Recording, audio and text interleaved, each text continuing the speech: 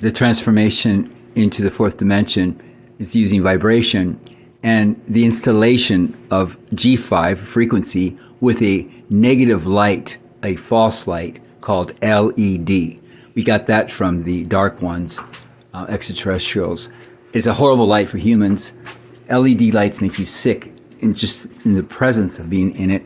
But it shifts our reality. The smart dust that is being poured over us with chemtrails, it creates a film, layer after layer after layer, that you can't even wash off in your car. It's on everything, your skin.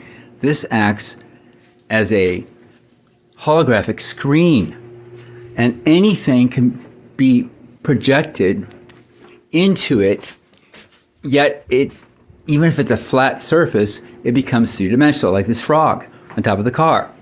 It's probably just not even like a trace of the smart dust, but it's so holographic 7 technology is so amazing that you don't need very much of it for it to look like it has much depth. So these things are visual holograms, but they're psychic and can interact.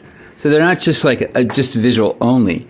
They're intelligent, one-minded AI, psychic energy that's coming onto the earth.